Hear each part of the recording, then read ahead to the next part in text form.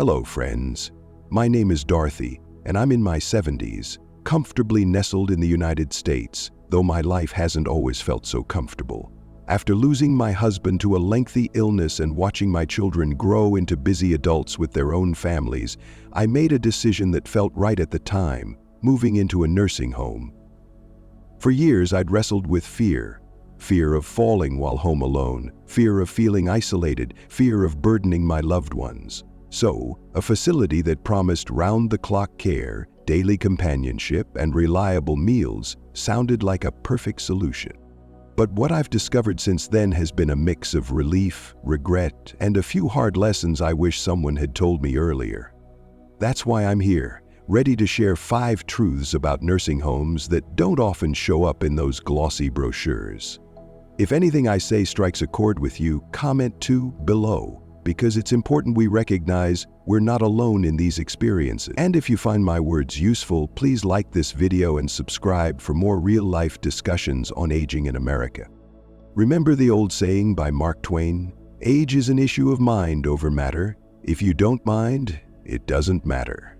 Well, I do mind about the quality of life we have as we grow older, and I suspect you do too.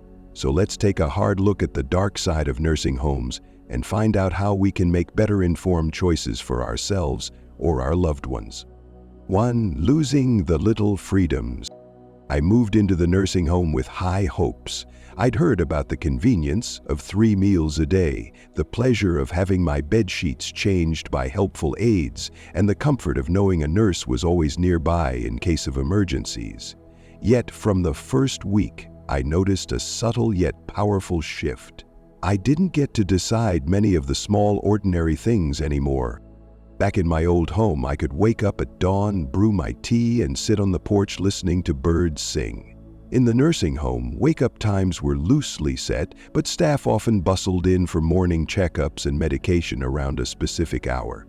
I remember one morning I wanted to sleep in because I'd had a restless night, but the caretaker gently nudged me awake for my blood pressure reading. It might sound minor, but over time, these little intrusions stack up.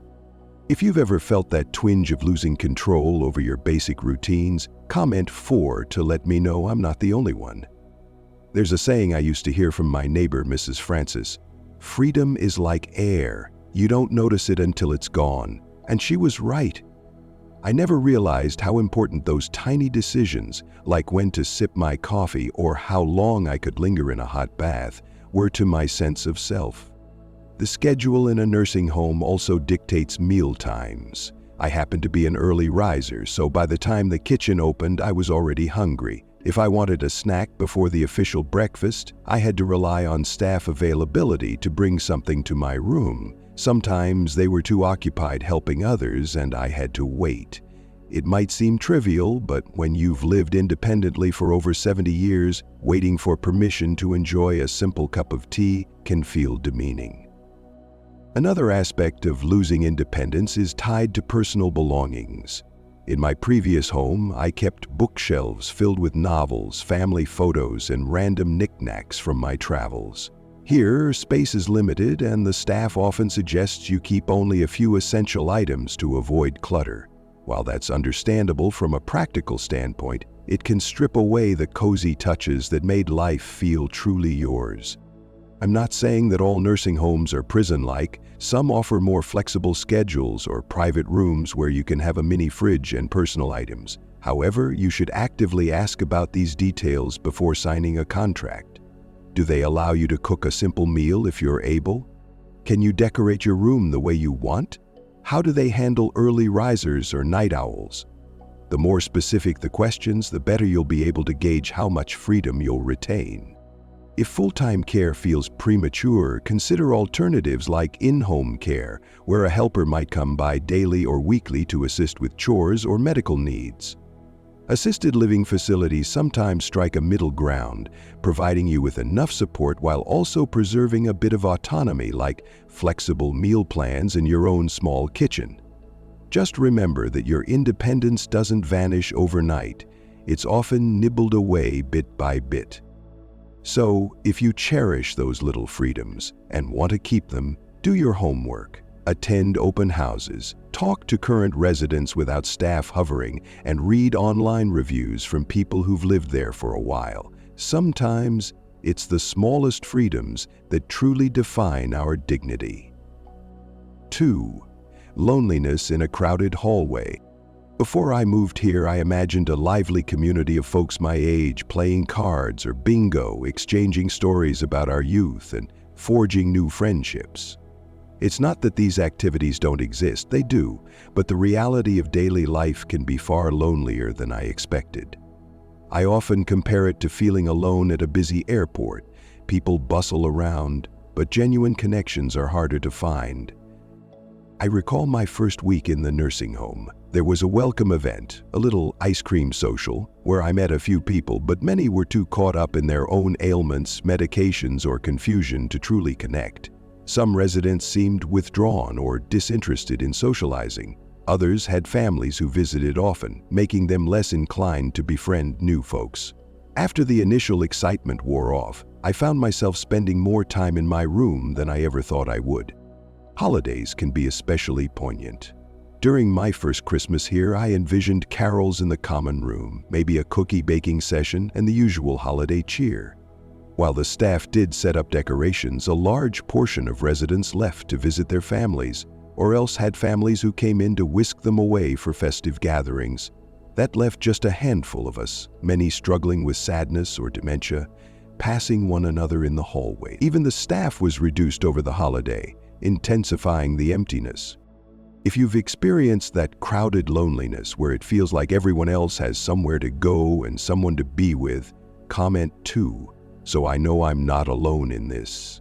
Truth is, loneliness isn't about having or not having people nearby. It's about feeling isolated, unheard, and disconnected. It's a deeply emotional experience, and it can creep up even in a place designed to house dozens of people. Now, some facilities do try to tackle loneliness. They organize group therapy sessions, morning coffee clubs, and communal outings to local shops or museums. But the success of these programs depends on consistent effort from both staff and residents. You can sign up for every event on the bulletin board, but if the staff is too busy to coordinate the details, you'll find yourself waiting around, sometimes in vain. What can you do if you're worried about emotional isolation?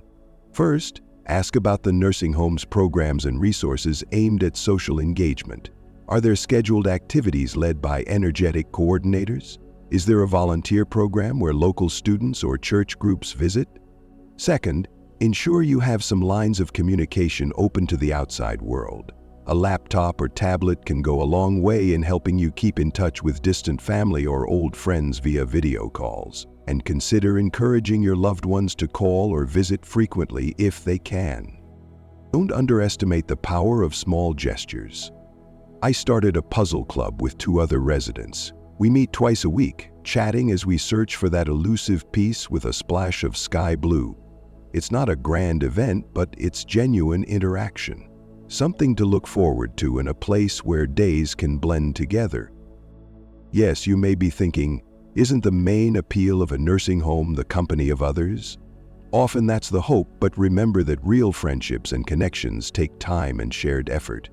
A big building full of people doesn't automatically guarantee companionship.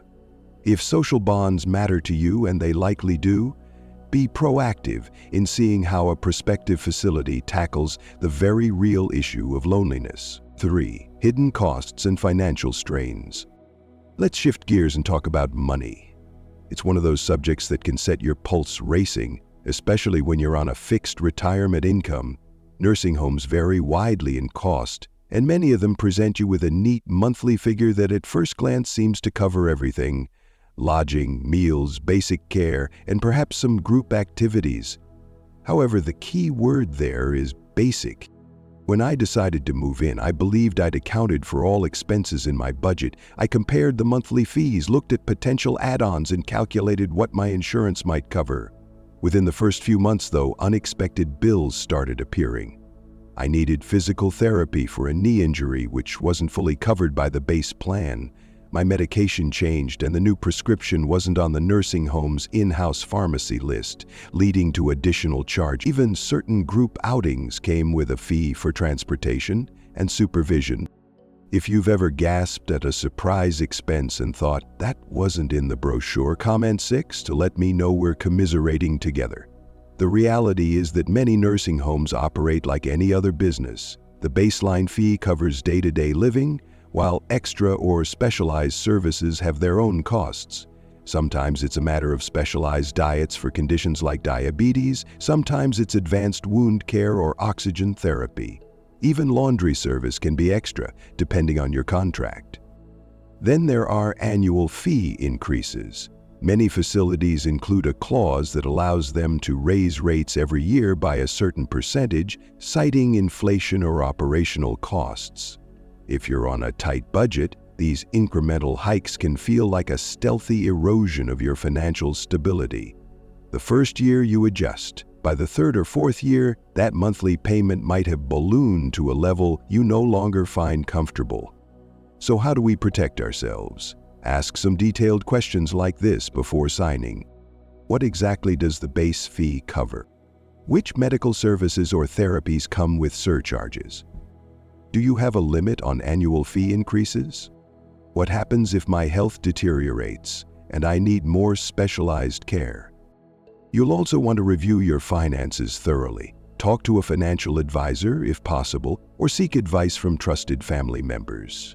They might help you explore alternative options. For instance, in-home care might end up being more cost-effective if you only need intermittent assistance.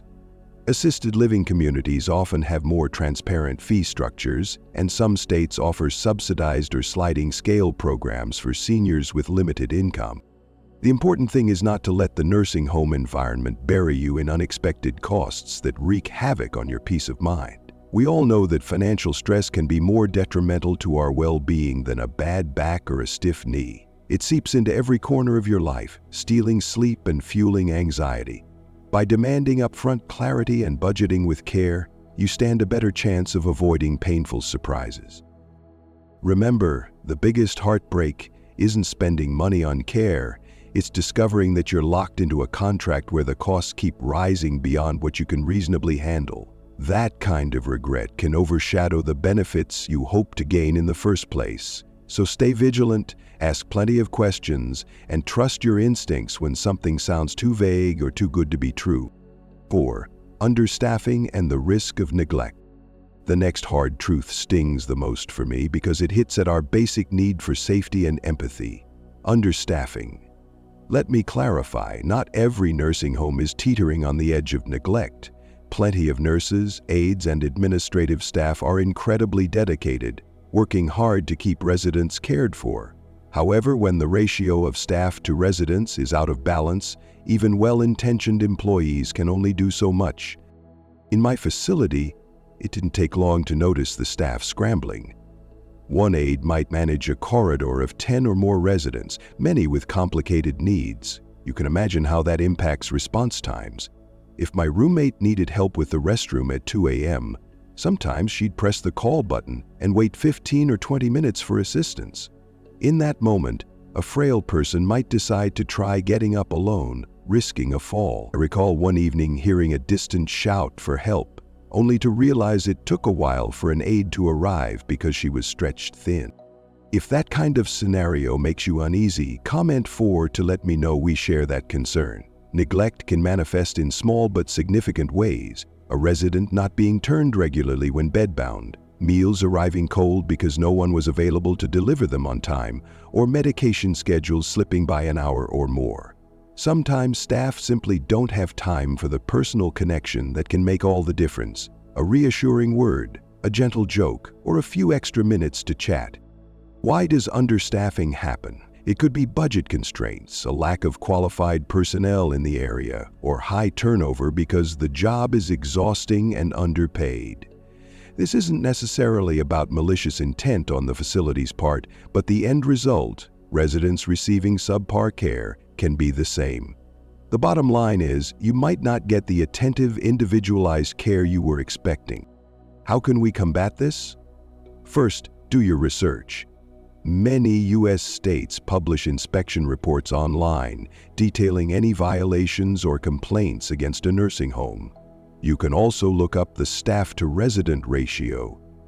Anything that seems too high should raise a red flag, especially if many residents require a significant level of medical attention. Talk to current residents if you can, ideally without staff around, and ask about their experience, particularly during nights and weekends when staffing levels might be thinnest. Even if you're already living in a nursing home, staying vigilant is vital. Keep a small journal where you note any instance of delayed care or missed medication. Address these issues quickly and politely with the administration. If the problems persist, involve family members who can advocate on your behalf. It's sad to say, but sometimes administrators act more swiftly when outside voices, especially potential guardians, speak up. When it comes down to it, we're talking about our basic dignity and safety. Understaffing might be a reality in many places, but that doesn't mean it should be dismissed as unavoidable. If we raise our voices collectively and choose our facilities carefully, we can push for improvements. We might not fix the entire system, but we can protect ourselves and encourage better care for everyone. 5. Regret and the emotional toll. Let's get personal now. There are nights when I can't sleep and I find myself staring at the shadows on the ceiling, thinking, Dorothy, did you make the right call? Was there another option you overlooked? This sense of regret isn't just about the financial or physical hardships.